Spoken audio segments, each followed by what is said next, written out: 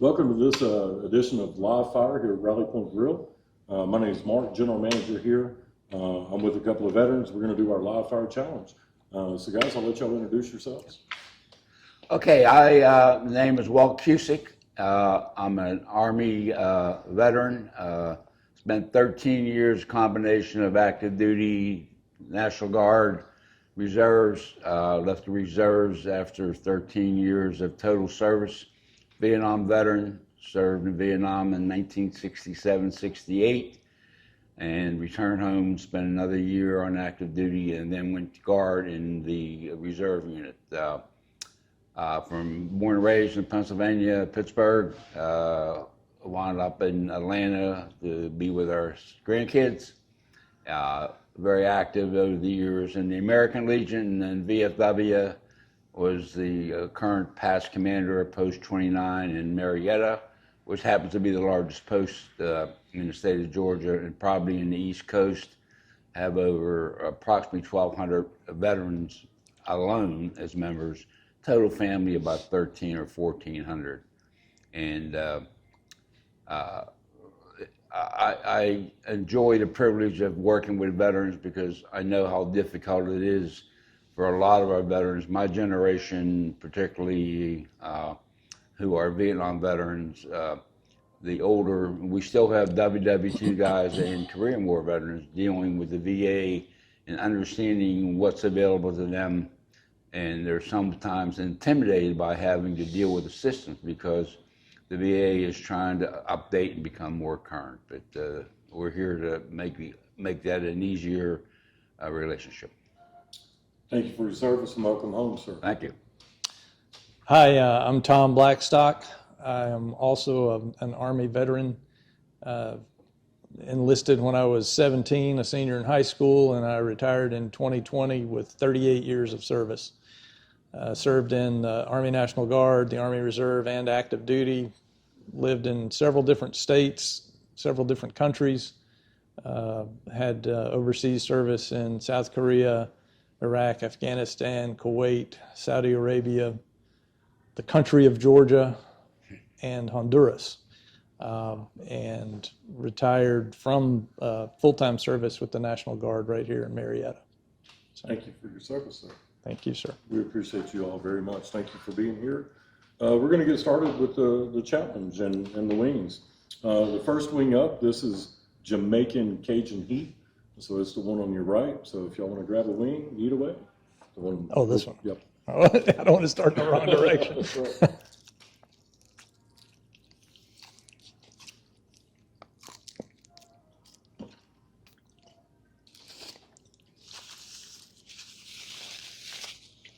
So Tom, I'm going to start with you. Sure.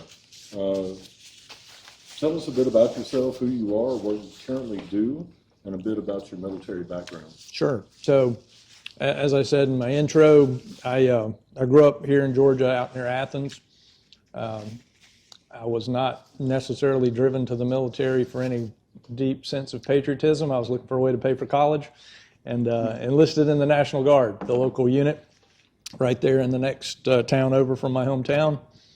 And that started me on a career, really a life that I didn't know a lot about, but the more I learned about it, the more I realized that that was my thing, that's what I wanted to do. So I went to Georgia Tech on an Army scholarship, got a degree in civil engineering, commissioned in the Corps of Engineers as an active duty regular Army officer, and then spent many years, as I said in the intro, all over the country, all over the world, and was fortunate enough to get back to sort of hometown, almost a hometown.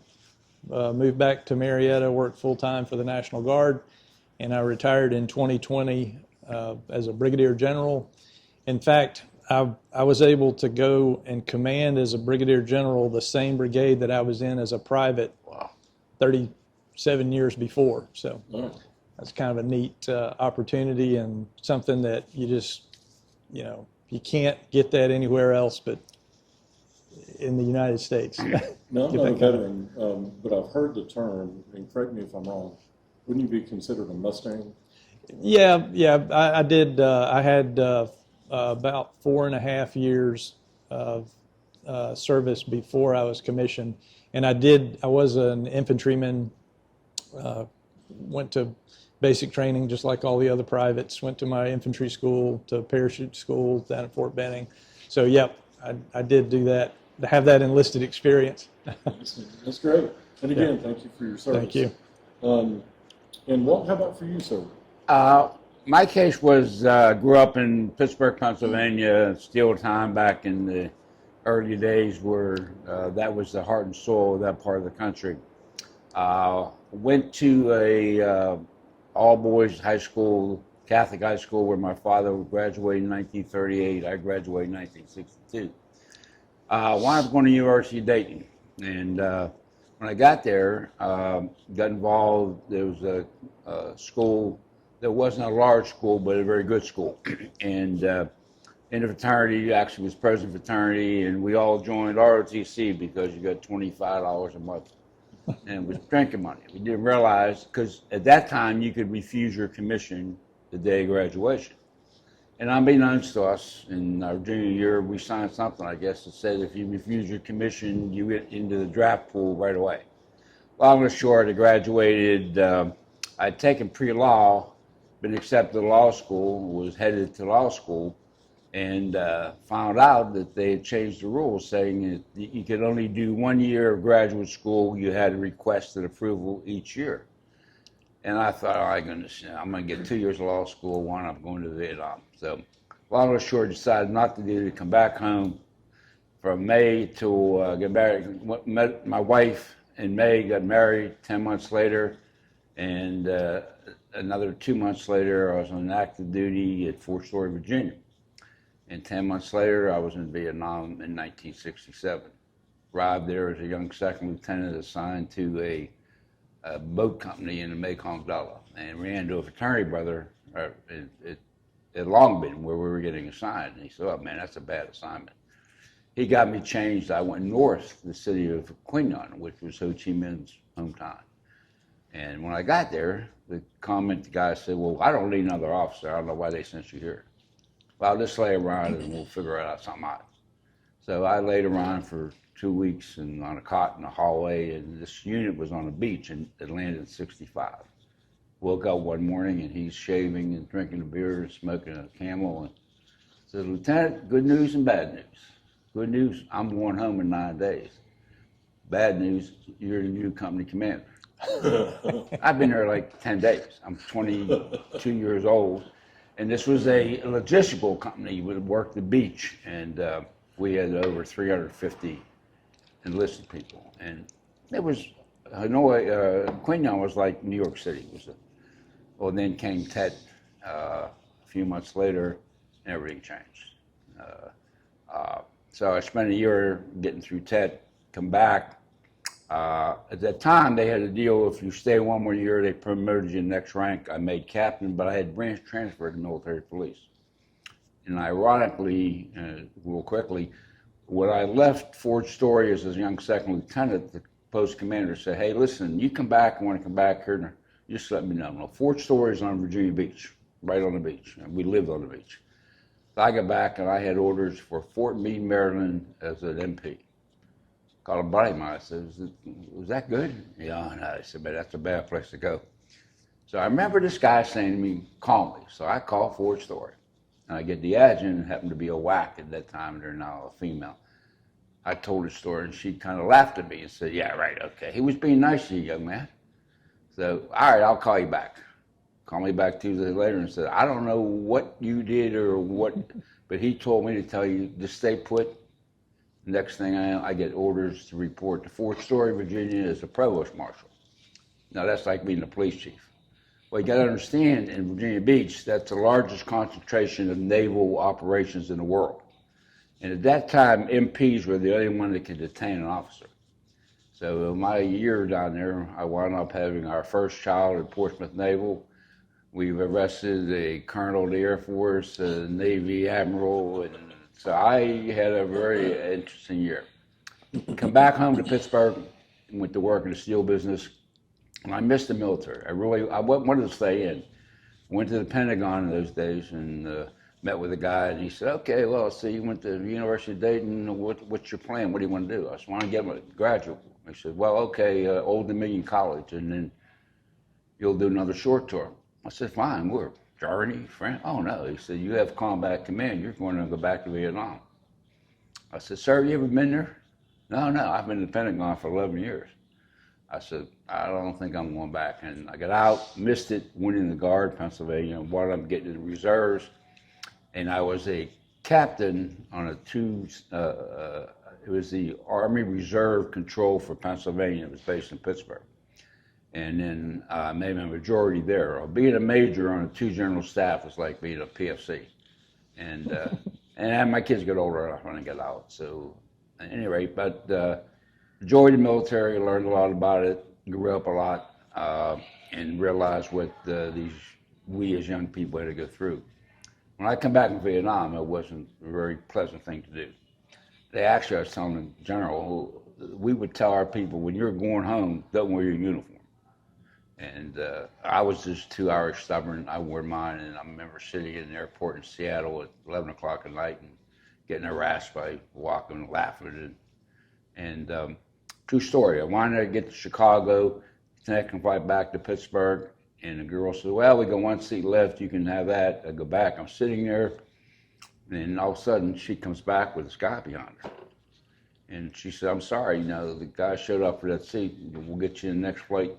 He said, "Kid, where are you coming from? What are you?" I said, "Well, 72 hours ago, I was in Vietnam sitting on the beach." He said, "Hey, listen, I'm going to the bar. He can have the seat." And that's how I got home. And long and short, I stayed involved. I enjoyed the military, enjoyed the camaraderie, and I got out of the reserves because my kids had got older and more active, and I had family responsibilities. And the job I had taken as a steel salesman, I was traveling all over. We had territories, 3 states or so. So that's the short of it. Got back involved with the American Legion. My father's older brother was the department commander of Pennsylvania in 1965. And I used to hang around that as a growing up, the Legion. And I got back involved in the Legion, and we came to Marietta. So, okay. Well, again, welcome home. Yeah, Thank you for your service, sir. We really appreciate you. Pleasure to meet both of you. Mr. Blackstock. Yes, sir. I want you to tell us a little bit about the Georgia Veterans Network, but we can do our next wing. This is the General's Hot Sauce. You can actually buy this sauce at our merchandise stand.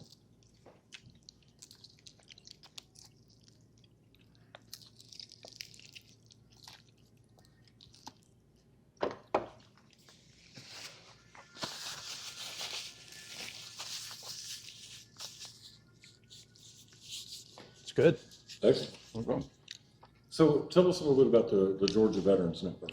Okay. So Walt alluded to the difficulty that many veterans experience, and I have to say that I've seen the same thing with navigating the myriad of resources, websites, organizations that provide services to veterans. And a lot of veterans don't know what they are entitled to.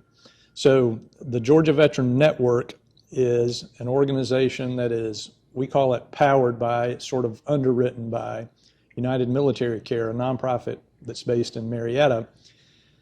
We are chartered by the Veterans Administration to be a regional collaborative for veteran organizations that are providing services, as well as the many veterans that are seeking those services. So we hope to bridge the gap between the people that are in need and the many organizations that provide the resources.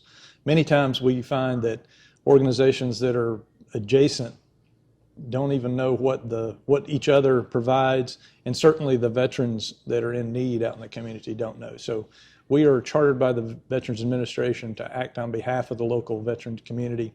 We're focused right now on the northwest part of the state, just as sort of a pilot area, but eventually we'll grow it to the entire state. It's really great. For for other veterans out there that may be watching, is there a way for them to contact you or? Absolutely. We have established a website, and let me put my glasses on so I don't Yes, sir. want to do it from memory. It's www.georgiaveteransnetwork, all one word, .org. And that is the way that they can connect to our organization and take advantage of the connections that we can provide. Excellent. Very good. Well, thank you for that. Sure. So, Mr. Walt, what is one thing you learned about our country while serving? I guess what I learned is that time and it was going on is that the country was somewhat like it was right now. It was kind of dysfunctional, and the veterans who were serving in Vietnam or later on in the Afghanistan and in the Gulf War stuff is that there was a dysfunctional relationship that the country had with what these guys and men and women were giving. In my 6 years as Commander of American Legion, we took very seriously our mission is not having parties and whatever, we do that, but it's to take care of veterans and their family. So because of the size of our post, I got a real lesson in how desperate the veterans were, needing help to figure the system. And at that time, the VA was not very cooperative. It was how many can we turn on, how many can help. And there's no doubt about it. The generation I was in, the Vietnam War and the Gulf War guys, totally two different worlds. Jungle warfare to urban warfare. Urban warfare, much more dangerous, as dangerous or more than what we exposed in Vietnam. So I got fired up that I think helping to bridge the gap, and I was fortunate enough to get involved at the high level at the Department of Georgia American Legion, was involved in some national committees and talked to, and there's a need to make sure veterans are getting their treatment. Instead of the VA finding ways not to help you, they should be finding ways to help people. So it's getting them to understand how to use the system and for them the system. And these smaller towns have a bigger problem in areas like Cobb County. Well, very good.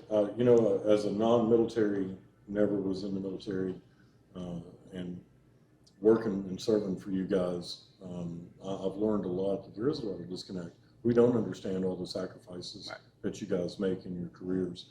We get that you're away from family and things like that, but we don't always understand the other aspects of y'all's service. So again, thank you very much for the sacrifices that y'all have made for our country. So up next is, in your wing choices, is Death by Wings. I'm not sure I like that title. Is there a better way to go? No.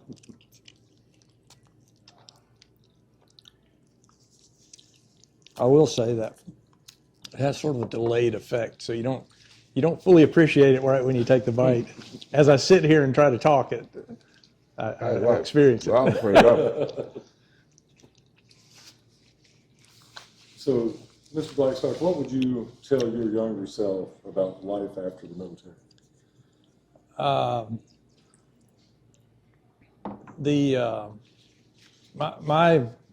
My advice to myself would be to never doubt your ability, and I know it sounds odd after 38 years of service, but there were times when I know I could have taken on a challenge that I didn't take on just because I was kind of playing it safe, and I would probably be more adventurous and take on more challenges over the course of a career.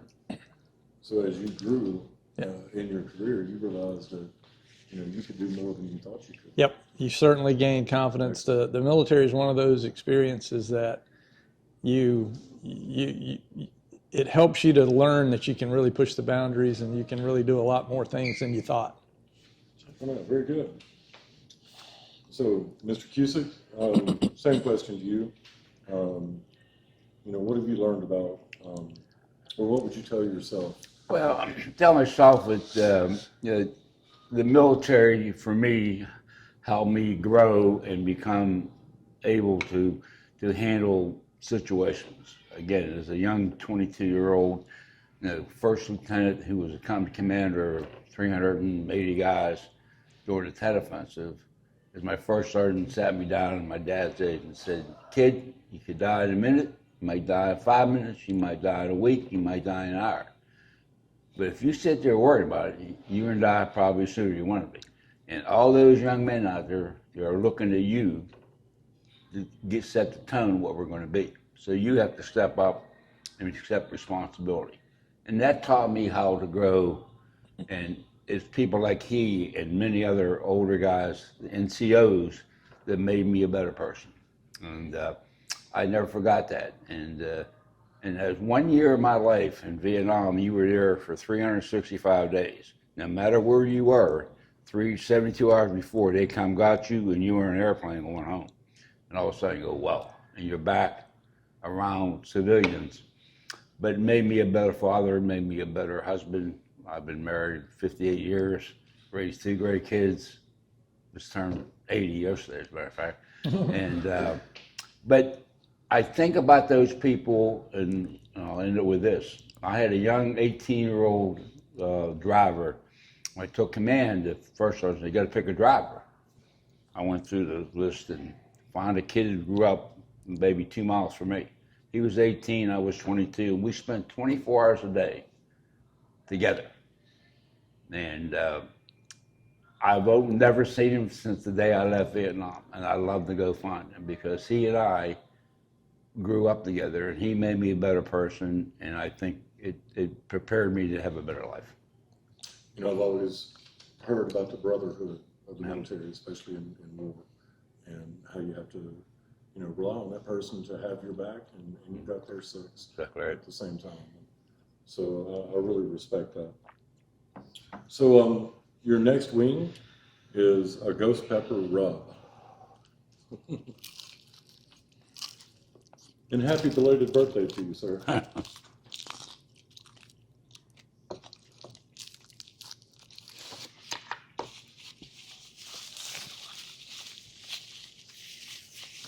So, Mr. Cusick, I'm going to start with you at this time. How has serving in the military impacted your life? Well, as I said, maybe a better person, a better understanding. In my life, I've been fortunate to have good mentors, and it allowed me to get prepared to help people and lead, if you will, but to be part of a team. No one's further from the top than the bottom. We're all together. We're a family. You got to carry that through your personal life and what you do. You got to make sure that you get surround yourself with good people like General Blackstock, who was on the board, I was commander, and not be afraid for someone to say something and not say, "Man, I never thought about it that way." That's a good point. Be a better person. Be a team player, but know when you got to step up and make that decision. And Mr. Blackstock, how about you? How's the military impacted your life? One of the greatest things that I learned from the military is that my purpose is to develop the leaders that work with me, to help develop my replacement. And if you invest that into your organization, you're going to not only be successful while you're there, but you're going to ensure the success of the organization ongoing. And I think that's prevalent throughout the military. That's regardless of what branch or what era. The military is really good at training leaders, teaching leaders, creating leaders, building leaders. And that's just it's an invaluable service that whether you serve 40 years or 4 years, having that experience is good for the United States, because those that serve 4 years go out and lead in industry or lead in their community or lead in schools or whatever endeavor they might take. So it's a valuable service that I think the military provides for the country in general. I can agree with that. And like I said, not being in the military, but working for a military couple, and I see them lead by example. And so I appreciate you guys and being in that capacity to take on that responsibility. So that's really great. So the next wing is our Carolina Reaper Rub. Not sure I like that Reaper word in there. We're getting into the big boy wings now. Yeah. Got a little texture to it.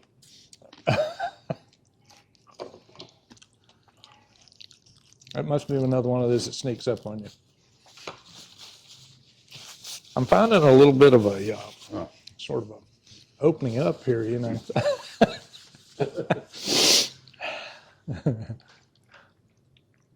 Unintended consequence, I guess.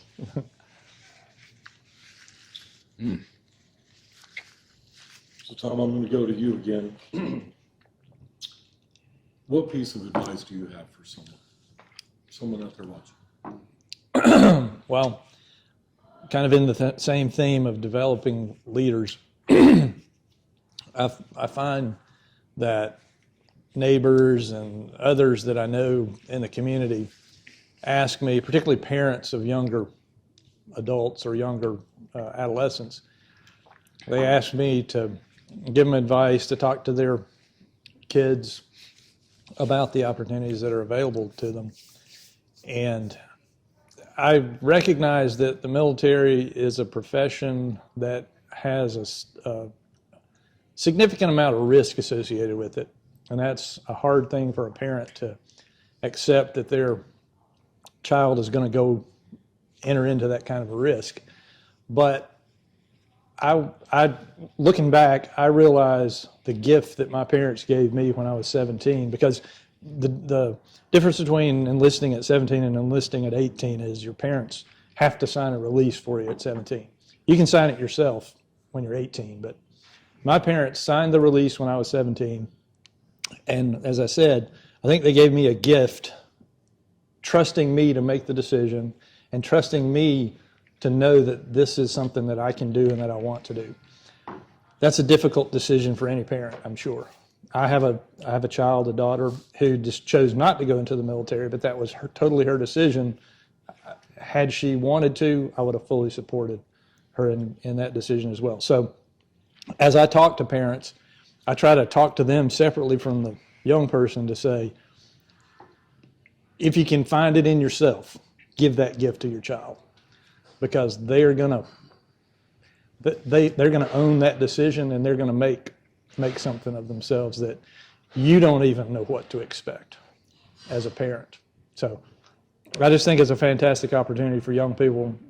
Honestly, I think everyone should have military experience or some sort of public service experience in our country.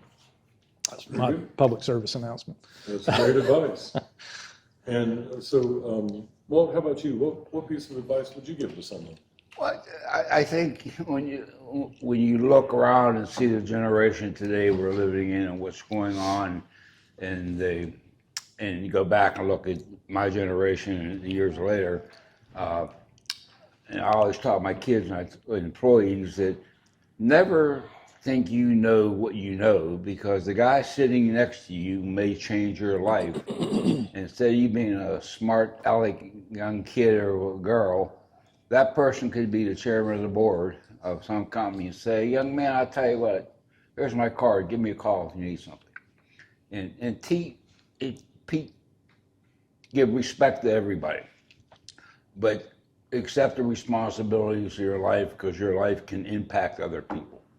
And it carried me good through my business career, because my military training allowed me to do that and progress through. I went in as a salesman covering the state of West Virginia in 1971. To the next thing, I was a senior vice president of marketing for a company with 2 steel divisions. And my military training, and the way I was taught and the way I was raised, to respect people, treat them with respect, work hard, not take these we got. Today, some of these young kids, you just shake your head and you drive by and watch how. Well, I live by Wirral High School. You go by there every day and you see what they wear to school, and some of these, it's embarrassing. And it falls on the parents. That's your responsibility to set the example. My two boys, I have two sons. Neither one of were in the military. My youngest son right now is in Saudi Arabia. He's a paramedic. He's working on a contract over there for the government. But he has the military training indirectly that he had being raised, and they were raised that way. They had responsibilities. If the curfew was 12 o'clock, it wasn't 12:01, it was 12 o'clock. And this was the payback. If you didn't do it, your car got grounded, or you just not. And that's the way I was raised. That's the way, because in the military, where I was at during the Tet Offensive, you make one mistake, you may not be one tomorrow. So you learn it real quickly. That would I do it again? Not knowingly, but the biggest thing was listen to people around you, listen to input. Don't be so pig-headed that you can't learn something. Yes, sir. Very good advice. So our last wing, this is our house-made nuclear sauce. You sure you can handle it, sir? I should have taken you up on that glass of milk. Yeah, really. You may want to get you a glass of milk? No, I'm good, thank you. I will. It might curdle or something when I try to drink it. The one before it. Yeah, that next to the last one's pretty dang hot.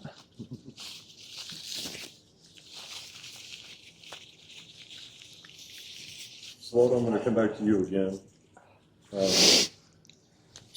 What do you hope for the future for yourself, your family, your career, or your country? What do you hope for? Personally, and my wife and I were talking about it last night, and we were kidding, but we've been blessed, both her and I. We have good kids. We've had good business careers. We're financially able to live the way we want to live. Our kids will be well taken care of. Our families are. I have a sister that's 84 years old, talking to her yesterday. So our life's been good. I'm concerned about what I see today, the lack of responsibility and the disrespect that a lot of the younger generation has. And that troubles me. And the political situation, I'm not a politician, don't want to get involved in that, but it's kind of scary. When you go over and like the general has maybe more so than I did, because he was more combat, and you risk your life for this country, and you see some of the stuff that's going on, and the embarrassment of people, both forget what side, who it is, it's kind of disheartening when you're in my generation. And I'm sure it affects the guys that are older than I, our Korean War veterans, who served, and they kind of got lost in the shuffle a little bit. You talk to the WW2 guy who went over. I went for 1 year. They went over. They didn't know when they were coming back. They came back and worked hard and had a good life and took care of their families. I am definitely concerned about where this whole world is right now. And there's nothing you can do much about it. But I think my concern is make sure a lot of the older veterans, men and women, are taken care of. And the other thing, I'll end with this, the most mishandled was the female veteran. In my day, they were called WACs. Today, with the general, I'm sure saw, when these women are as important. They're an untapped asset in this country, and they don't get the respect for the service they do. Because one bad day when you're there could be the last day. So it makes you live life a little differently. But I'm a little concerned with what's going on right now. Sugar man, as far as the women go, I must say a little shout out to our owner, Miss Carrie. She's one of the smartest, toughest people, male or female, I've ever known. So. I had the pleasure of meeting her when they were just starting, and I said to my son afterwards, I said, she was very impressive. And again, I think the veteran military females that were so mistreated and so ignored. And I learned real quick story. I was a provost marshal which meant I had to deal with a post commander. We had an arrest, or we had murders, rapes, and whatever. And I was supposed to call the adjutant to have her notify the post commander that we had a rape. So she was a whack. So I'm not calling her at 4 o'clock in the morning to tell her. So she came into my office, closed the door, sat down, and said, I'm going to tell you something. Just because I have a set of whatever, I'm in the Army just like you are. If you don't call me the next time there's an example, you're not going to have a problem. And I learned then how important it's a brother and a sisterhood, and that's the way they should be treated. Yes, sir. And Tom, for you, what are you hoping for in the future? I hope that we continue to reinforce personal responsibility across our community, across our society, and not look to our government to solve our problems. Look to more local solutions, because I think that's where the strength of our country is in local communities, local organizations, and we can help our own neighbors here and find solutions. Yes, sir. I like it. Guys, we made it to the end. So, gotta ask, how much do you like the hot sauces? I'll tell you what, I liked all of them. The one that really surprised me, if I could order a combination of all of them, I would do that. The next to the last one, that's a big boy wing. The Carolina Reaper. Yeah, this one here was, you gotta be. I agree. That Yeah. next to the last one, to me, was the hottest of Yeah. all. Yeah. Yeah, it was even hotter than than But I think the you made a point. You either have milk or something. Over the years, I'd always have milk or water somewhere there. But no, that one was, I'd rate that number one right there. Excellent. Next to the and last. I'll be honest, I'm more on this end of the scale than that end of the scale. So, So, guys, thank you for all you do. Welcome home. Thank you for your service. Thanks for having me. Thanks for what you do with the Georgia Veterans Network. If one last time, if you want to get that website out again. yeah, For any yep. veterans that may be watching. www. all one word, Georgia Veterans with an S network.org. Excellent. Guys, thank you again very much. Thank you all for watching. Please join us again for our next episode of Live Fire. Thank you.